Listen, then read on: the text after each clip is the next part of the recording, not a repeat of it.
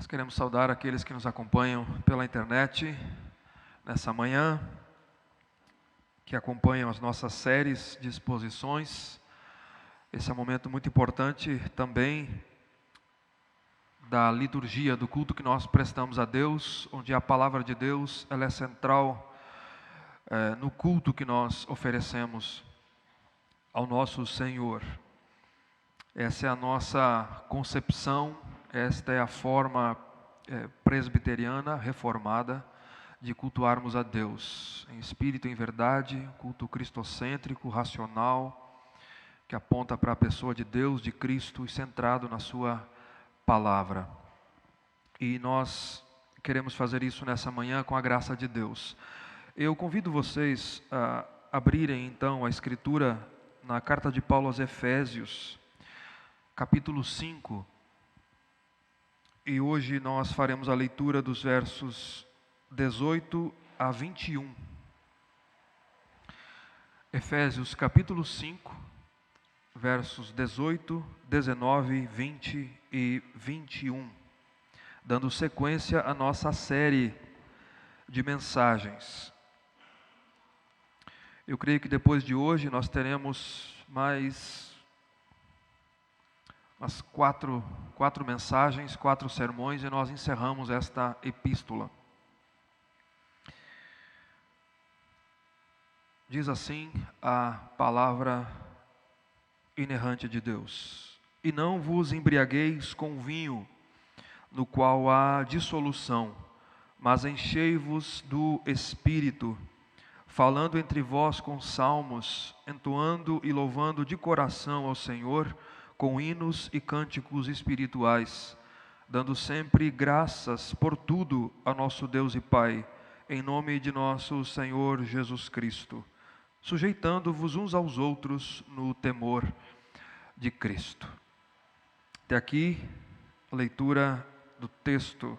Já foi orado, foi pedido que Deus nos ilumine a mente, o entendimento, para que nós possamos compreender a vontade de Deus nessa manhã.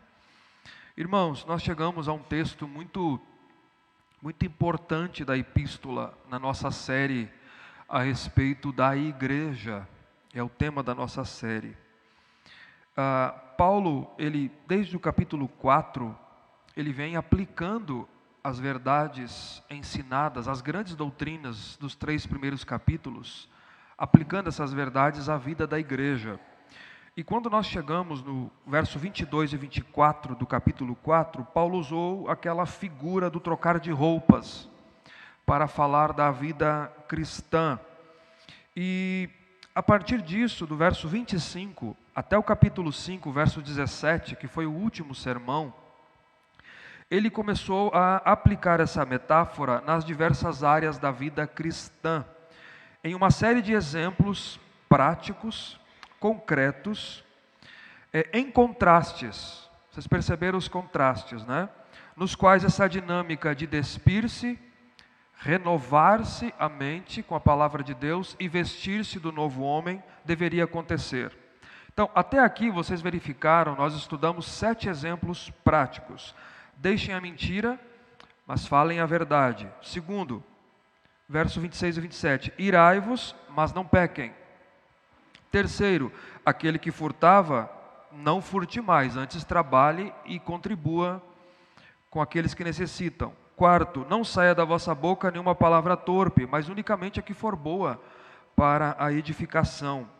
Quinto, não entristeçam o Espírito de Deus, antes perdoem, amem como vocês foram amados e perdoados em Cristo Jesus. Sexto, deixem os pecados aqui do capítulo 5, versos 3 e 4, a cobiça, a imoralidade, a conversação torpe, das quais a ira de Deus vem sobre os filhos da desobediência. Estes não herdarão o reino de Deus, mas vivam com ações de graças para uma vida de gratidão, que é a característica daqueles que herdarão o reino de Deus. E em sétimo lugar, dos versos 7 a 17 do capítulo 5, na mensagem anterior, Paulo deu orientações aos cristãos, então, de Éfeso, em como deveriam comportar-se naquele contraste entre luz e trevas. Vocês eram trevas, agora sois luz no Senhor. Andem como filhos da luz, em bondade, justiça e verdade. Hoje é a última vez que Paulo utilizará essa dinâmica, é a 8ª vez. É a última vez que ele se utilizará dessa estrutura. Efésios 5:18. Não vos embriaguem com vinho, no qual há dissolução, mas enchei-vos do Espírito Santo. Tá? É a última vez que ele utiliza essa dinâmica. Se você está acompanhando a série aqui, você vai perceber já que Paulo falou muitas vezes a respeito do Espírito Santo até aqui. Me acompanhe só um pouquinho, para você saber que é uma ênfase desta carta. Capítulo 1, verso 13 e 14, nós lemos na liturgia. Depois que nós ouvimos a palavra da verdade, o evangelho da salvação, Paulo disse: vocês creram e foram selados com o Espírito Santo. Ele que é o nosso selo e que é o penhor, a garantia até o nosso resgate. No verso 17, Paulo orou pela igreja para que que Deus concedesse aos efésios espírito de sabedoria e de revelação. Quem faz isso é o Espírito Santo. Capítulo 2, verso 18, Paulo diz que por meio de Cristo nós temos acesso ao Pai em um Espírito. No verso 22, nós somos templo, edifício bem ajustado, crescendo para santuário dedicado ao Senhor, para a habitação de Deus no Espírito. Capítulo 3, verso 5, Paulo fala do mistério de Cristo, que foi revelado pelos apóstolos e pelos profetas no Espírito. Verso 16 do capítulo 3, Paulo orou para que a igreja seja fortalecida com poder, mediante o seu Espírito. E no capítulo 4, dos versos 3 a 4, Paulo falou da unidade da igreja, que nós deveríamos preservar a unidade do Espírito, e que há um só Deus, um Senhor e um só Espírito. E no verso 30 do capítulo 4, Paulo diz: não entristeçam o Espírito Santo, pelo qual vocês foram selados para o dia da redenção. E agora Paulo vai dizer: encham-se desse Espírito. Encham-se do Espírito Santo. Esse é o tema do sermão dessa manhã. A igreja é o corpo de Cristo. A igreja é o corpo de onde Cristo é o nosso cabeça. E o corpo de Cristo é totalmente dependente do Espírito Santo. O Espírito é aquele que habita em nós. Ele é o agente regenerador. Ele é a vida do corpo. O Espírito Santo é a conexão vital entre os membros do corpo e entre os membros do corpo e o cabeça do corpo, que é Jesus Cristo. Ele é o fôlego do corpo, ele é a vida da igreja. Por isso que é essencial, queridos, esse assunto para a igreja. E eu não quero ser mal entendido, compreendido nessa manhã, mas algumas orientações a gente precisa dar, por conta do contexto. Ao mesmo tempo que é extremamente importante, ele é mal compreendido, essa questão aqui. Vocês sabem disso. É um dos textos mais mal compreendidos que nós temos no Novo Testamento. E ele é simples, ele não traz dificuldades, muitas dificuldades. Boa parte das comunidades cristãs no Brasil e no mundo são influenciadas, afetadas e são conduzidas com base nesse ponto aqui, nesse verso. E muito tem se buscado isso na história da igreja, encher-se do Espírito Santo. Muito foi escrito a respeito disso, isso é histórico e nós não vamos entrar nessa questão histórica aqui. Todavia, dito isto, entretanto, o que nós percebemos é que, apesar de tudo, apesar dos pesares e apesar de tudo, todo cristão verdadeiro, ele deseja ser cheio do Espírito Santo. Todo cristão genuíno, dependente da sua matriz, ele deseja ser cheio do Espírito Santo. E essa é uma realidade. Mas a grande questão é, o que é que significa isso? E como isso acontece na vida do cristão? Como acontece, quais são as implicações? Esse é o grande ponto, e eu creio que Porque no texto é uma ordem de Paulo. Eu vou explicar para vocês aqui. É uma ordem de Paulo. E Paulo responde essa questão nessa manhã. É isso que nós veremos, não hoje, vai até o capítulo 6, verso 9, que é um bloco só. São implicações que trazem implicações para a família e para relacionamentos sociais. Tem a ver com ser cheio do Espírito Santo. Nós veremos isso, se Deus assim nos permitir. São duas ordens no texto, no verso 18, e dos versos 19 a 21, a explicação de como fazer.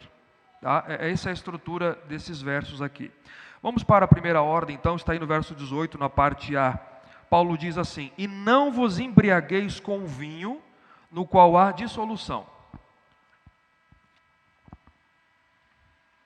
Vinho aqui é a palavra vinho mesmo, oino, palavra grega para vinho. E o verbo aqui está no presente do imperativo.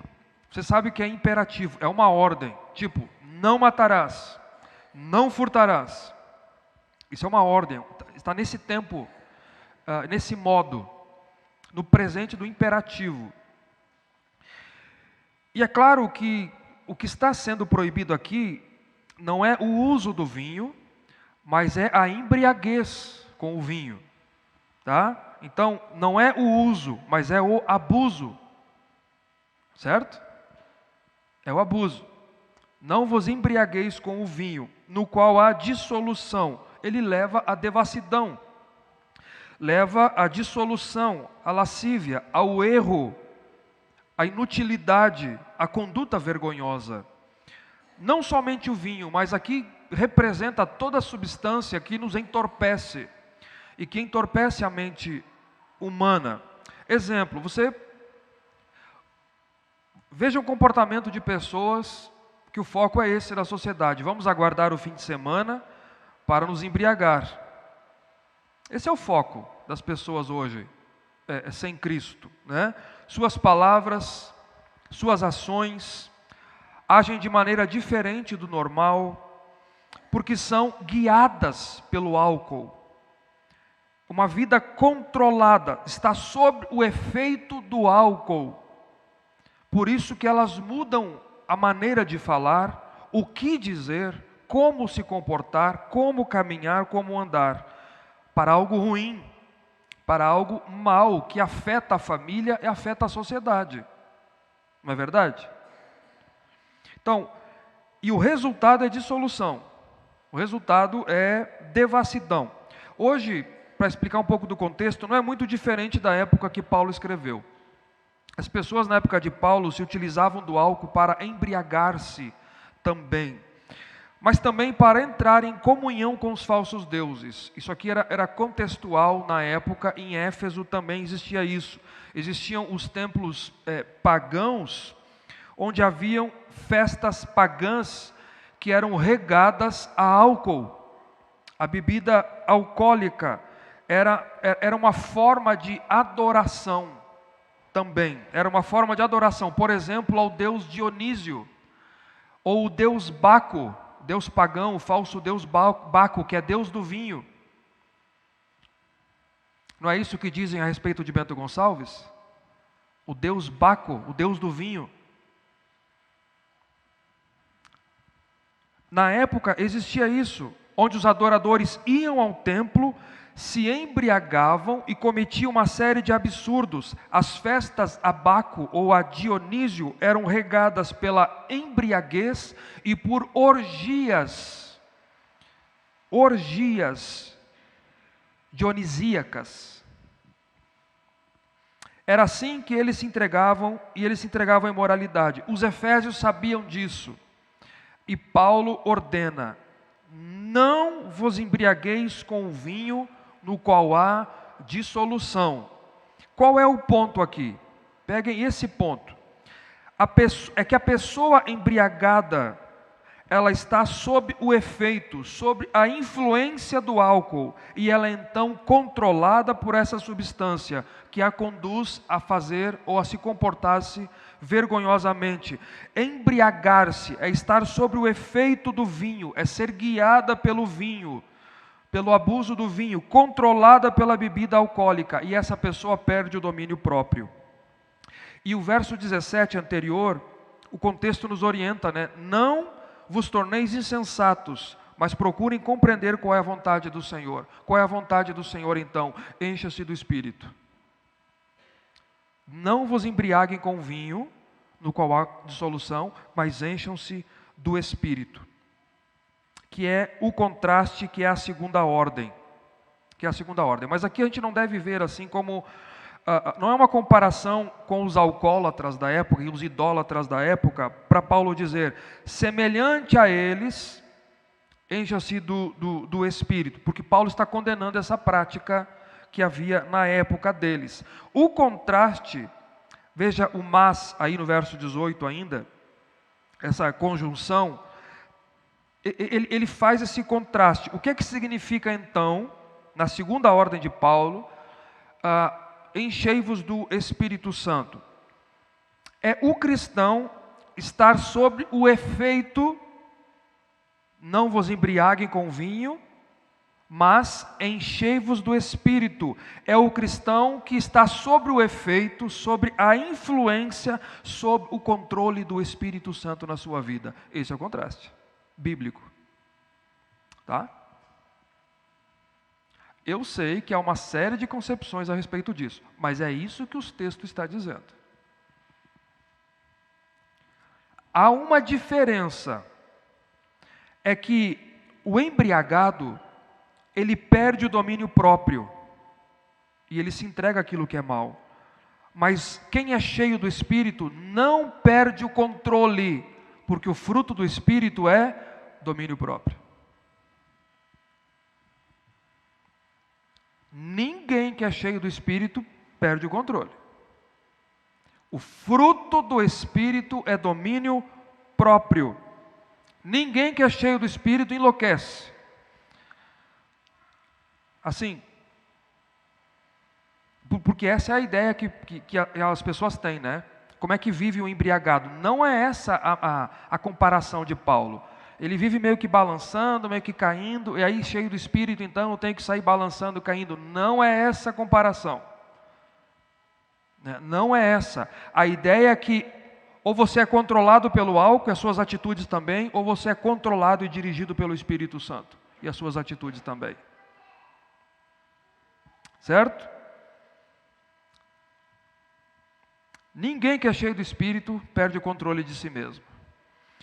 Essa é a ordem de Paulo. O cristão deve ser guiado, controlado pelo Espírito Santo. Assim como o embriagado está sob o efeito do álcool e é controlado pelo álcool, o cristão que é cheio do Espírito deve ser controlado pela terceira pessoa da Trindade, que não é uma força,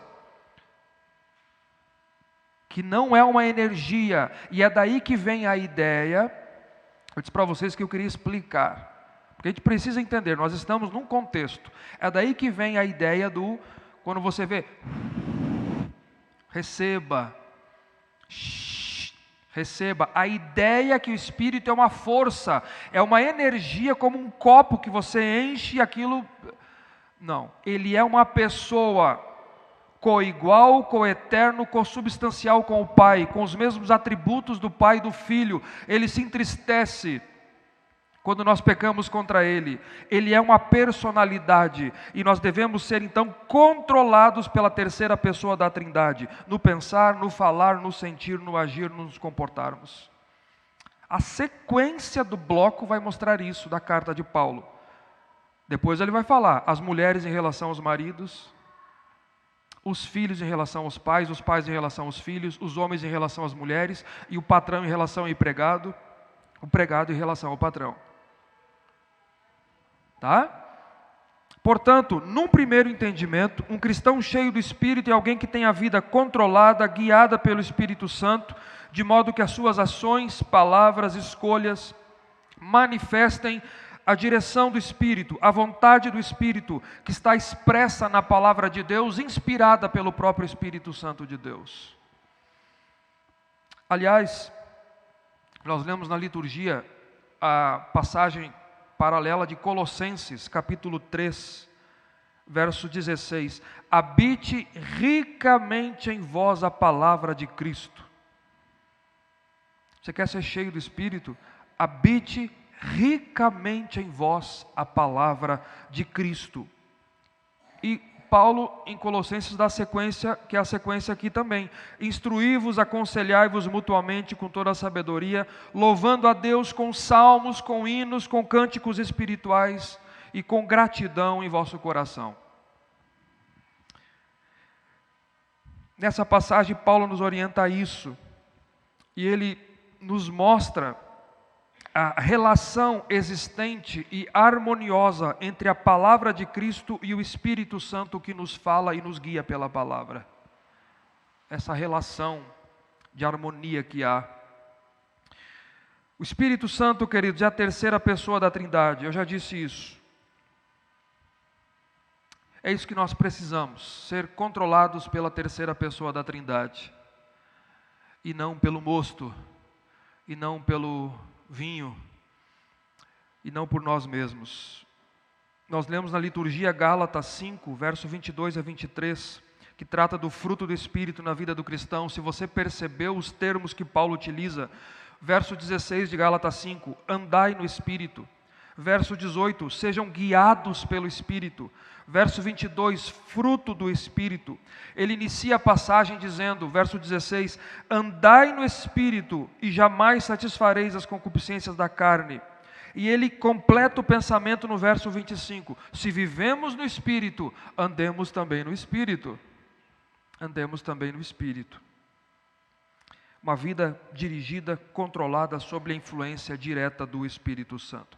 Agora eu queria, dito isso, uma segunda parte, um pouco mais técnico aqui, mais chato, mais nerd, tá? Um pouquinho mais nerd só. Mas eu creio que vale a pena gastar um pouquinho. Primeiro, o verbo está no presente do imperativo, afirmativo, é uma ordem. Enchei-vos do Espírito. Todo cristão tem essa ordem sobre ele. Enchei-vos do Espírito Santo. Tá? Assim como não matarás, não roubarás, não dirás falso testemunho. É uma ordem. E eu disse que ia ser um pouco chato, mas eu vou explicar um pouquinho. O grego, a língua grega é diferente do português. O tempo verbal em português, ele expressa um momento, presente, agora, passado, futuro. E ponto final. No texto, a língua grega, essa ideia quase não é presente. Ela é meio que secundária. A função principal verbal no grego é expressar o aspecto, a qualidade, o estado da ação. Eu vou explicar. Por exemplo, no presente, enchei-vos do Espírito. Você faz uma coisa agora, não precisa mais. Isso é no português. Faça isso. Você fez, acabou. Tá? No grego, não. O tempo verbal grego presente denota uma ação contínua. O presente grego denota uma ação contínua. Ela é durativa, ela é linear. É algo que você continua fazendo. É como eu dizer hoje, eu vivo, eu estou vivendo e eu continuo vivendo. Esse é o grego. Então, a ordem de Paulo é: enchei-vos constantemente do Espírito Santo. Continuamente do Espírito Santo. É isso que o texto diz. Pode ser aqui passivo, pode ser duas traduções, ou sede enchidos do Espírito, ou no grego também tem uma voz média, que é reflexiva. Enchei-vos, eu me encho nesse sentido. Tá? Pode ser traduzido das duas formas, talvez o médio reflexivo caiba mais aqui. Enchei-vos continuamente do Espírito Santo. Então, primeiro, para esclarecer, enchei-vos aqui indica uma ação que vai além de receber o selo do Espírito, descrito por Paulo no capítulo 1, verso 13 e 14. É uma ação que vai além. Selar com o Espírito é uma ação definitiva, feita por Deus no momento da conversão. É concomitante ao ato de crer. Quando eu ouvi a palavra da verdade, o evangelho da salvação, e eu criei, eu fui selado. É na hora, é concomitante ao ato de crer. No momento do novo nascimento, todo cristão, todo aquele que crê em Jesus foi selado com o Espírito Santo. Aqui o tempo e o modo verbal, como eu ensinei, indica essa ação de encher-se, que ela deve ser linear, acontecendo em vários momentos, acontecendo continuamente. E é algo que Paulo ordena com que os efésios busquem continuamente. Busquemos em Deus para que Ele nos encha do Espírito, para sermos enchidos do Espírito Santo. Todo cristão verdadeiro foi selado na conversão. Agora ele precisa continuamente buscar encher-se do Espírito, que é um verbo grego aqui para completar, tornar completo, tornar cheio. Irmãos, como nós precisamos,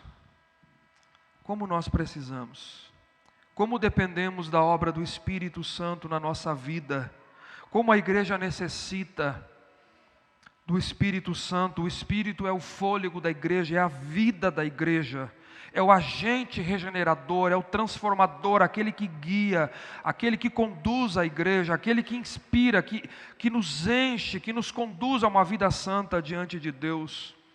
Paulo diz: enchei-vos do Espírito, porque ao contrário do abuso ao vinho, ao mosto, ou à bebida alcoólica, a experiência de alegria do cristão cheio do Espírito é mais sólida, ela é mais permanente, ela não se define a um momento.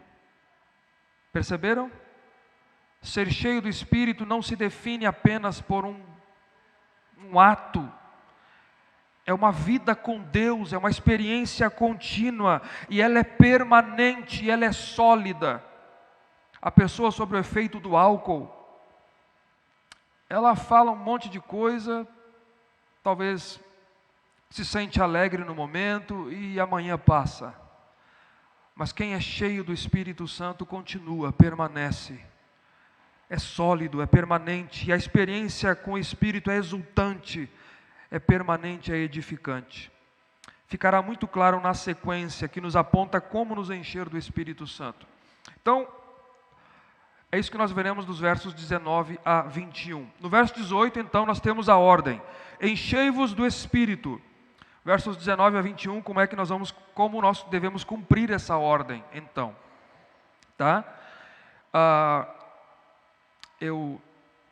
um pouquinho mais chato aqui, talvez, mas é bom explicar também. O texto é isso que nós temos no texto, a estrutura é essa aqui, tá? É uma ordem seguido de 5 particípios gregos, ou de 5 gerúndios. Sabe? O gerúndio na língua portuguesa, acho que vocês vão lembrar o que é. É tudo que é com ando, indo, endo. Cantando, louvando, chorando. Tudo que é, isso é gerúndio. Tá? Então nós temos uma ordem, um imperativo e 5 gerúndios aqui, ou 5 particípios gregos, mostrando essa transformação sobre a influência do Espírito Santo. Veja aí verso 19: falando, entoando, louvando, dando graças e sujeitando-vos. Perceberam? Dos versos 19 a 21, falando, entoando, louvando, dando sempre graças e sujeitando-vos. Então, após a ordem, como nos encher do Espírito Santo? Como buscar? Verso 19, em primeiro lugar, falando entre vós com salmos. Falando entre vós com salmos. Sabe como é que nós nos enchemos do Espírito Santo? Fale a Escritura. Fale da Bíblia.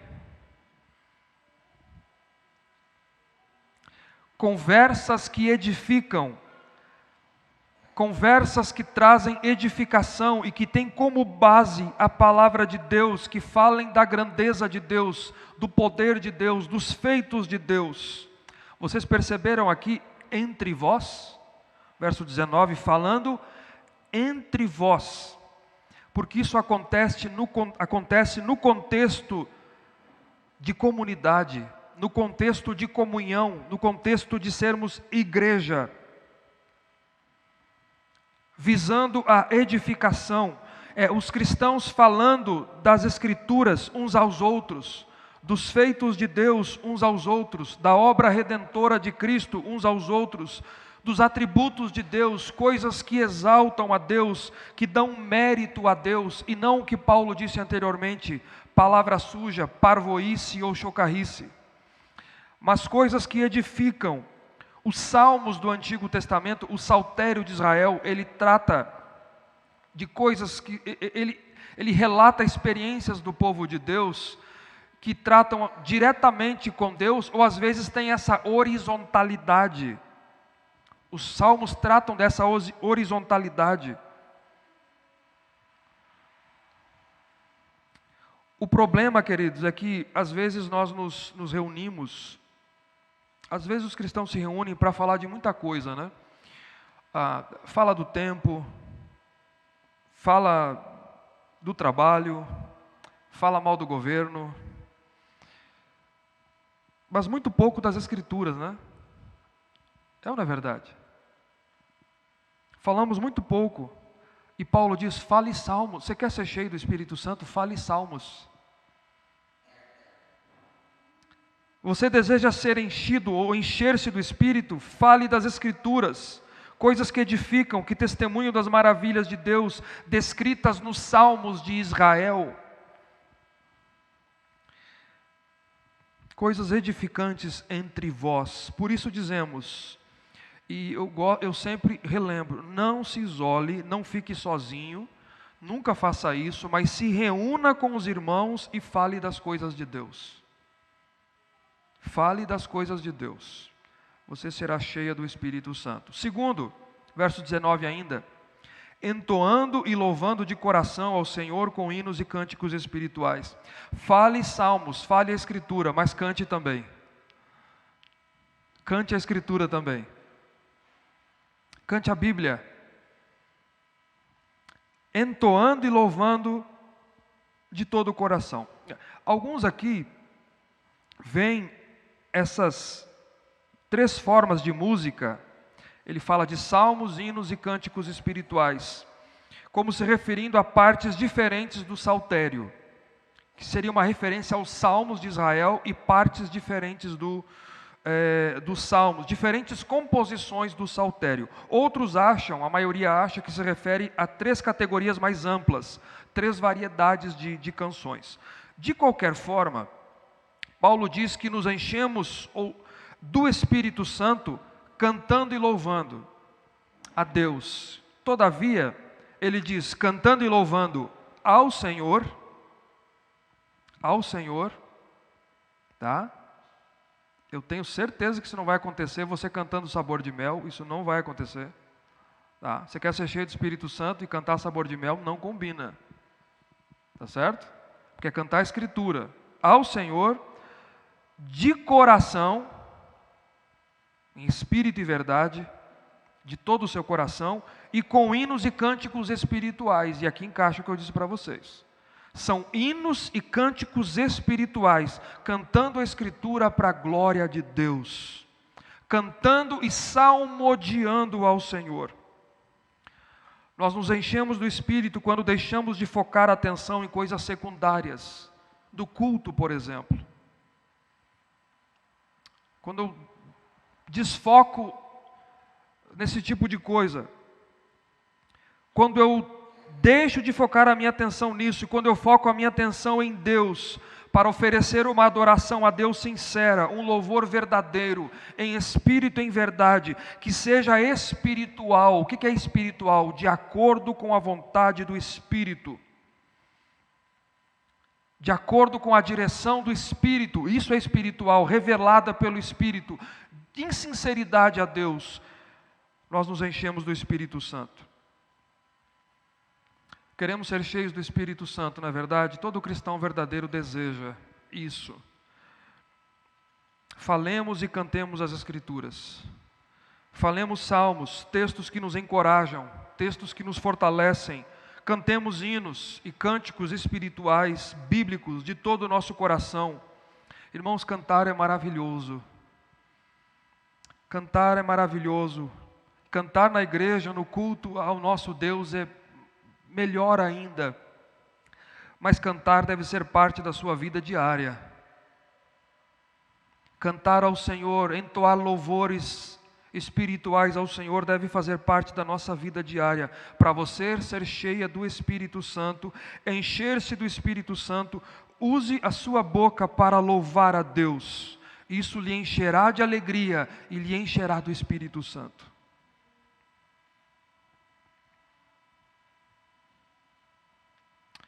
Então é isso que Paulo diz aqui. Segundo lugar, são 4 coisas, né? Então, falando entre vós a palavra de Deus, cantando verdades de Deus de todo o coração, louvando, entoando cânticos e hinos espirituais e, verso 20, dando sempre graças por tudo ao nosso Deus e Pai, em nome do nosso Senhor Jesus Cristo. Como nos encher do Espírito Santo? Dando graças constantemente a Deus por todas as coisas, em nome de Jesus Cristo. Seja grato, seja grata por tudo. Atitudes de gratidão a Deus por tudo. Paulo já disse isso antes, né? Quem lembra a série, Paulo já havia dito isso antes. No capítulo 5, verso 4. Ele fala, deixe a conversação torpe, a cobiça, que nem sequer nomeiem entre vocês. Antes, pelo contrário, ações de graças, atitudes de gratidão. Então você perceba aqui, como ser cheio do Espírito Santo? Como é que isso acontece na nossa vida? Dando graças, sendo agradecidos, atitudes de gratidão. Quando? Sempre. Pelo quê? Por tudo. A quem? A Deus, em nome de Jesus. Assim nos enchemos do Espírito. Um cristão cheio do Espírito é uma pessoa grata. Pessoa grata. Queridos, dificuldades sempre virão. Sempre virão. Aqui nesse mundo sempre virão. Mas o que eu e você precisamos entender é que as razões para sermos gratos a Deus devem ser muito maiores. Devem superar isso. Não seja ingrata, não seja ingrato. Não murmure. Essa prática é presente, não é verdade? Não murmure. Como Deus lhe encheria do seu espírito, você vivendo uma vida de murmuração? Isso não é possível. E você percebe a incoerência às vezes, né? O cristão passa a semana toda murmurando, a ponto de que se alguém ficar perto dessa pessoa, parece que é até ruim, né? Parece que até pega, né? É uma sensação ruim, assim. Aí vem para um culto, no domingo, dependendo do local, aí começa a gritar e pular, e achando que aquilo é ser cheio do Espírito Santo. Que incoerência. Paulo está dizendo a receita aqui, como é que isso acontece? Dando sempre graças a Deus por tudo. Troque a murmuração pela gratidão, serás enchido do Espírito Santo. É assim que vive um cristão cheio do Espírito Santo. E em quarto lugar, verso 21. Sujeitando-vos uns aos outros no temor de Cristo. Como nos encher do Espírito? Sujeição mútua. Sujeição mútua.